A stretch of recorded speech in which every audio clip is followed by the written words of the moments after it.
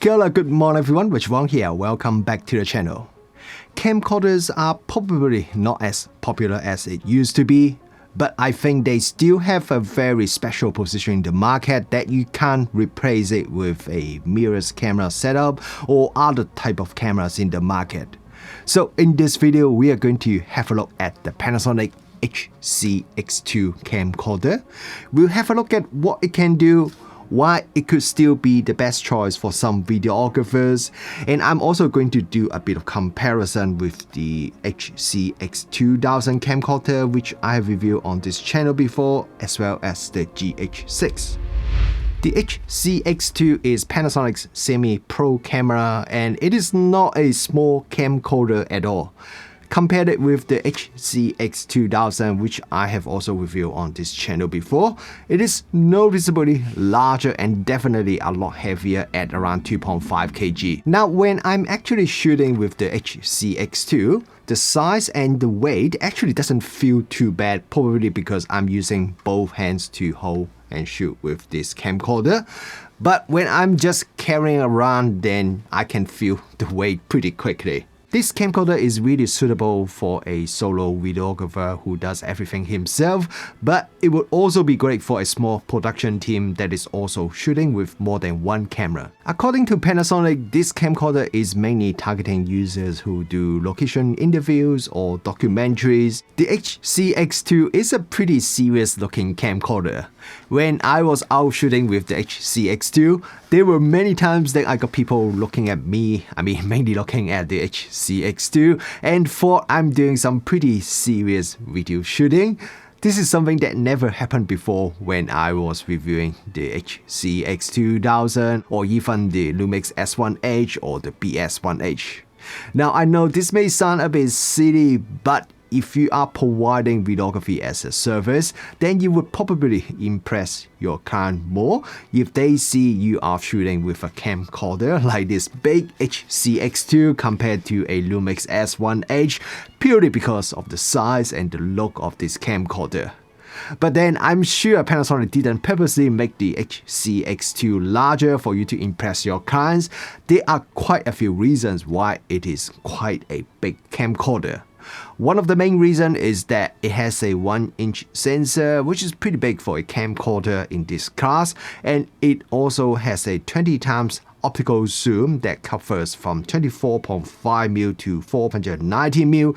The maximum aperture is f2.8 at the wide end and f4.5 at the steady end. So while the focal length or the maximum aperture is not really groundbreaking, it is still very good.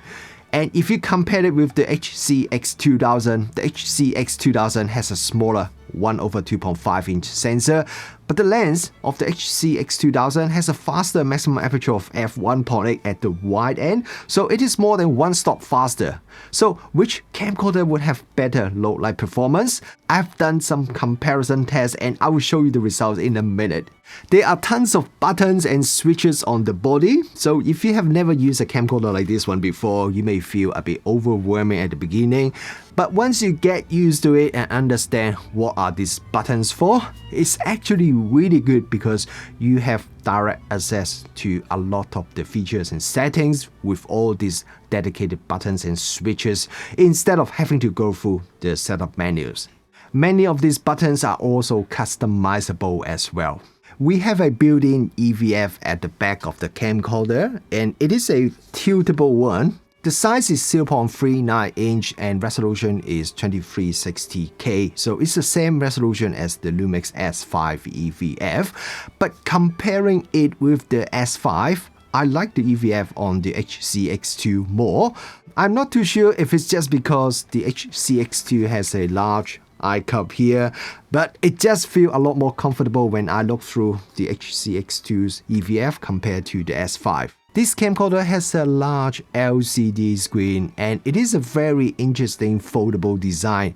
By foldable, I mean you can actually fold it and slip it into the body and completely hide it inside the body if you don't want to use it. It's also a pretty large one. The size is 3.5 inch and the brightness is very good as well. I've used it outdoor quite a bit, even on some really sunny days. While the EVF is definitely still better when it's really bright outside, the LCD screen on this HC-X2 is still very usable. And another nice thing with the LCD is that the HC-X2 can output video to both the EVF and the LCD screen at the same time. The LCD screen is also a touch screen, so you can use it to adjust settings, change autofocus point, etc. However, I find the touch interface is not as responsive as Panasonic's latest mirrorless cameras. And while the menu system is similar to the other Panasonic camcorders, I feel it is a little bit dated.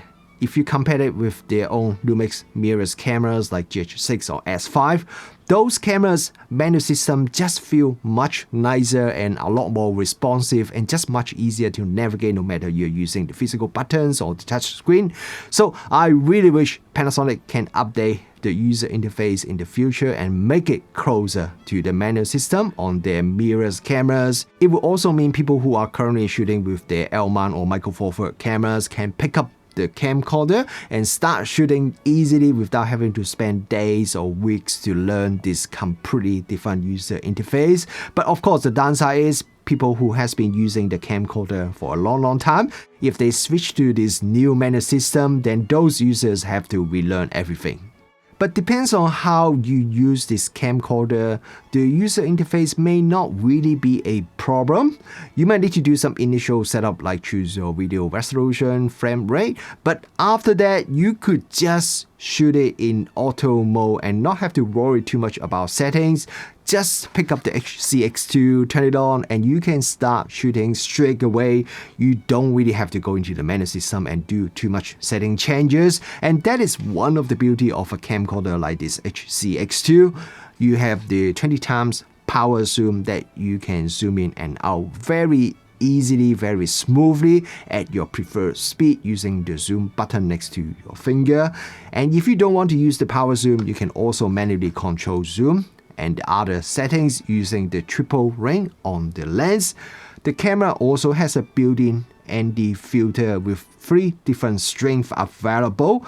The camera will prompt you on screen while it thinks you should enable the ND filter or change the ND filter to a different strength. When I'm shooting video with my mirrorless camera, having to carry a set of different ND filters or a variable ND filter is always a bit of hassle that I have to deal with.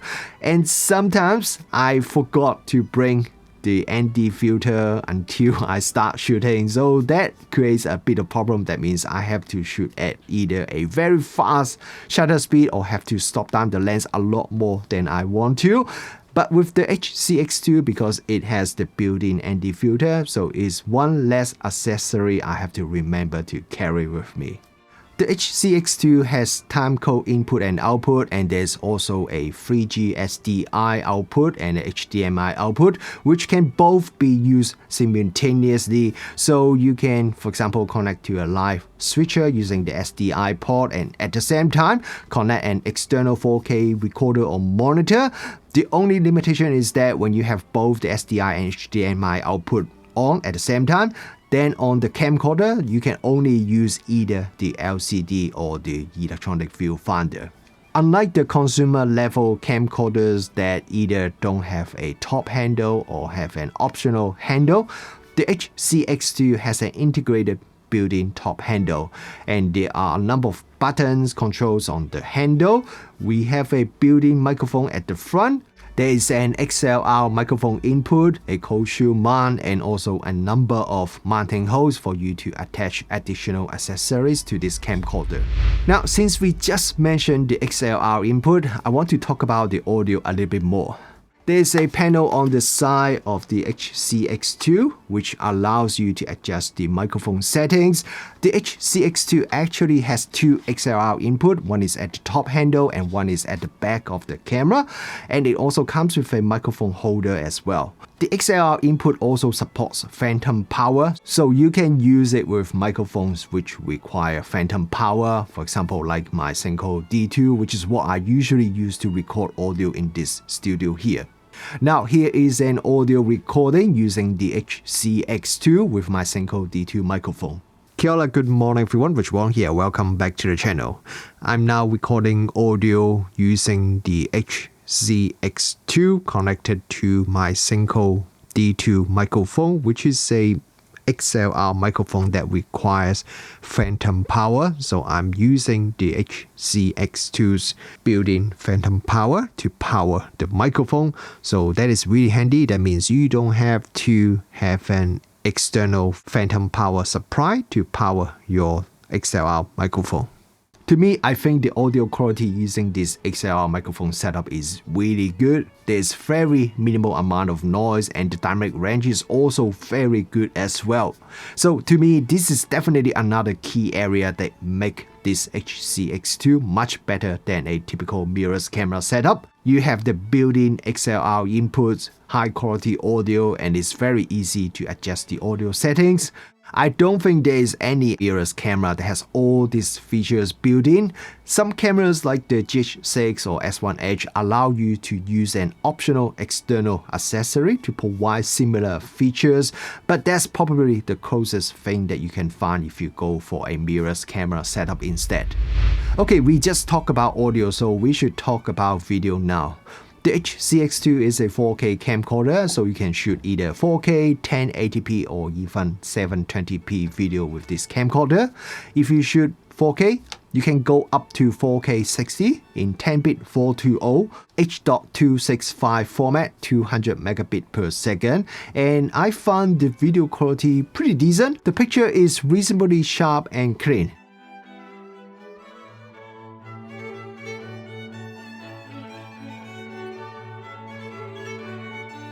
And if you want to shoot some slow motion video, you can go up to 120 frames per second in 1080p. There is no crop and you can still record in 10-bit. And while the slow motion video is not as sharp as the 4K video, overall I think the picture quality is still not bad. However, maybe because I saw what Panasonic managed to do with the GH6 in terms of shooting in high frame rate, I really hope HC-X2 can do a bit more in this area. To be fair, 120 frames per second in 1080p is not bad and matches its competitors, but I think I'm just spoiled after using the GH6. To see what is the low light performance of this HC-X2 is like, I shot some comparison video with the HC-X2000 in this room here with all the lights turned off, apart from my monitor light, which I also set it to pretty low power. So the room was pretty dark. Both camcorders were shooting at the widest focal length, maximum aperture, 1/62 shutter speed, and auto exposure, auto ISO. Look at the videos side by side. Despite the HC-X2000 has a faster f1.8 maximum aperture, which is more than one stop faster than the HC-X2 at this focal length, the footage from the HC-X2 looks just much better. The video from the HC-X2000 seems to be a little bit underexposed, probably because the scene was too dark for it to handle. But also, the video from the HC-X2 is just a lot cleaner, but at the same time retains a lot more details. It seems the larger 1-inch sensor on the HC-X2 does make a big improvement to the low light performance. I also did some comparison with the Lumix GH6, which has the latest Micro Four Thirds sensor, quite a bit larger than HC-X2's 1-inch sensor. I mounted the Leica 12-60mm f2.8 to f4 lens on the GH6 and shooting at the wide end 12mm to match the focal length, and both the GH6 and the HC-X2 were shooting at the same f2.8 aperture with the same 1/62 shutter speed. I was expecting to see some big difference between the GH6 and the HC-X2 because GH6 sensor is a lot larger than the one on the HC-X2. But when I checked the video side by side, well, the GH6 footage is definitely still cleaner and better quality, but the difference is not really that big. The HC-X2 is doing much better than I thought. To tell you the truth, when I first load this comparison video side by side, I actually have to check the file name to confirm which video was shot with the GH6 and which was shot with the HC-X2, because I didn't really see a huge difference for me to tell immediately which is from which camera. So I'm definitely very impressed by HC-X2's low light performance. One limitation I found with a small sensor camera is that its dynamic range is usually quite limited compared to a camera with a larger sensor. So the 1-inch sensor on the HC-X2, while it is a lot bigger than most other camcorder in the market, it is still quite a bit smaller than full-frame APS-C or Micro Four Thirds sensors. Does that mean choosing this camcorder we have to sacrifice the dynamic range quite a bit? HC-X2 supports V-Log and HLG picture profile, and according to Panasonic, that gives you 13 stops of dynamic range. That sounds very good on paper, and I did a bit of comparison with the GH6, which has 13 plus stops dynamic range. Here is my result. HC-X2's dynamic range is very close to GH6 if GH6 dynamic boost feature is turned off. If you look at these two comparison videos, the GH6 seems to retain a little bit more highlight details, but the HC-X2 retains a little bit more shadow details. I would say overall the dynamic range is very similar between these two cameras. However, if I turn on the dynamic range boost feature on the GH6, then the GH6 does have better dynamic range than the HC-X2.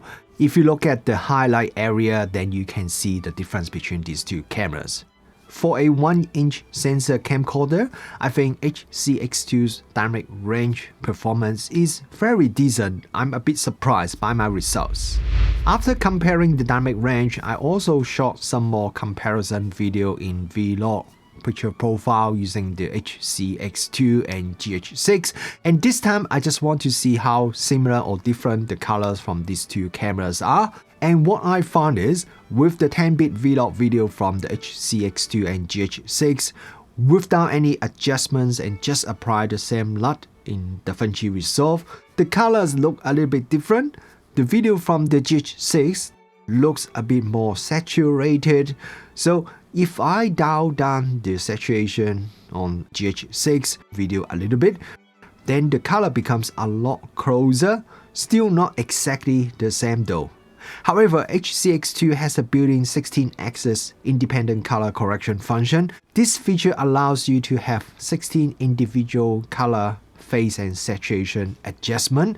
So that means you should be able to match the color from multiple cameras very accurately without having to rely on color grading and other editing during post-processing.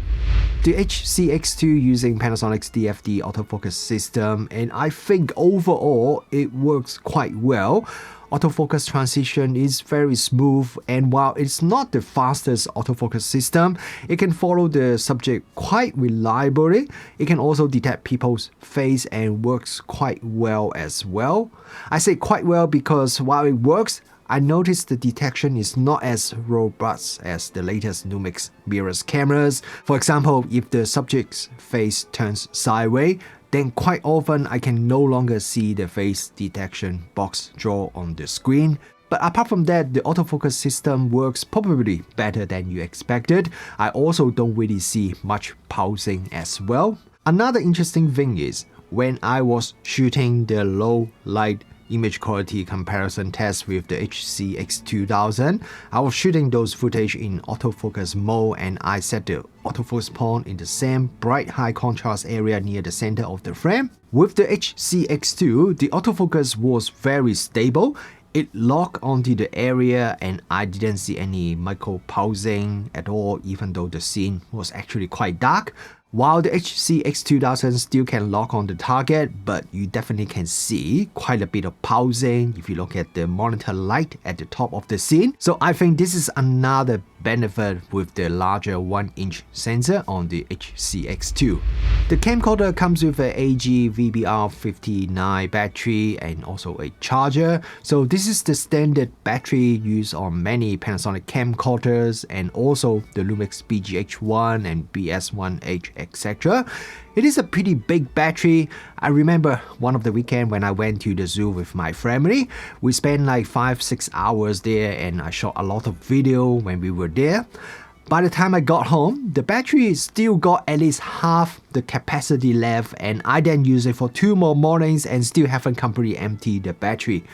And the VBR59 is actually the smallest battery in that battery family. There is a VBR118 which doubles the capacity and a VBR89 that is in between these two batteries. So if you shoot with the VBR118, it's probably more than enough to last one whole day of shooting.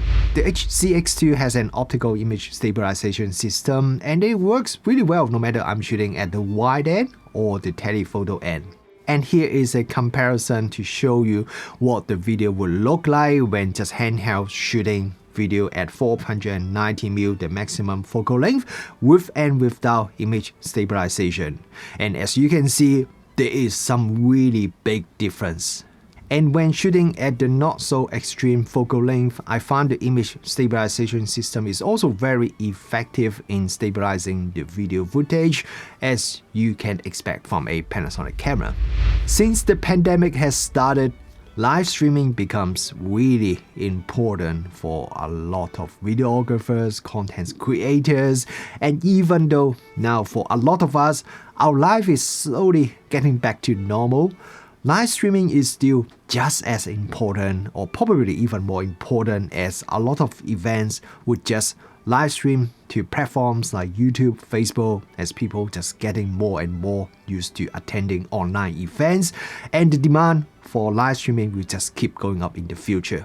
So this is another area that the HC-X2 is better than the typical mirrorless camera setup, as it has pretty extensive live stream support built into the camera. The camcorder supports RTMP protocol and you can connect to the internet and do live streaming through either Wi-Fi or using the Ethernet port at the back, or connect to a smart device using the USB-C port. And if you want to use the Wi-Fi connection, the HC-X2 has a built-in 2.4 GHz Wi-Fi module, so you don't need to buy and install additional module for that. You can also use the HC Remote Operation Panel app, HCROP, and you can connect and control up to 8 cameras at the same time. But if I compare it with the latest version of the Lumix Tether app, which allows you to connect and control multiple Lumix mirrorless camera, one limitation of this HC Remote Operation Panel app is that you cannot control or sync settings to multiple cameras at the same time. But other than that, it is a pretty powerful platform for you to shoot and control multiple cameras and app, and it is also a free app. HC-X2 has dual SD card slots and both of them are UHS 1U3. Panasonic always provides lots of different ways for you to use the dual card slots on their cameras, and this time it is the same with the HC-X2. You can choose to record to both card slot at the same time so that you can get a backup copy, or do a relay recording so you could keep swapping cards for unlimited recording, or you can also do something called background recording, which means one slot would be continuously recording while the other slot would just record and stop as you press the record button. There is also a dual codec recording mode, so you can get the second slot to record in a lower quality than the main slot. So I really like how Panasonic has put a lot of thoughts in this area and provides many different options on how you can use the 2 card slots on the HC-X2, and I would definitely like to see some of these recording options available on the Lumix mirrorless cameras in the future. So why would anyone buy a camcorder when there are so many mirrorless cameras available in the market and most of them has much bigger sensors? Well, to me, the biggest advantage with the camcorder like this HC-X2 is that is a all-in-one setup that you can just grab and start shooting without having to bring a camera bag full of lenses and accessories. The 20x optical power zoom covers pretty much all the most common focal length no matter you're shooting interviews, events or even weddings. I'm quite surprised, or I should say impressed, by this camera's dynamic range and low light performance. Even when I compared it with the GH6, which has a much larger micro four thirds sensor, I thought there would be some big difference in low light performance and dynamic range, but surprisingly the difference is not really that big even when I do a controlled side-by-side comparison. Having a built-in ND filter and also XLR microphone ports with phantom power is super handy, and all the different wired and wireless live streaming options without having to purchase extra modules also make this camcorder a very attractive option for people who needs to do live streaming. The battery life is also very good. You can easily do a half-day continuous shooting with just one standard battery, so you don't need to carry half dozen of batteries if you are someone who need to record hours of video in one day. Now on the negative side, size and weight could be a problem for videographers who want a very compact and lightweight setup. You can't take off part of this camcorder to make it smaller or lighter. But to me, I think my biggest complaint is not actually about the size, weight or anything about the hardware, it's about the software, the user interface. While the menu system of the HC-X2 is pretty much the same as the previous Panasonic camcorder and is certainly not the first time that I use a Panasonic camcorder, but when I'm using it, I just can't help but feel the design of the user interface is a little bit dated and not really that responsive. To me, there is a huge difference when I compare it to the latest Lumix mirrorless cameras, which I think has fantastic menu system that is a lot more logical and super responsive. I just can't say the same thing about the HC-X2.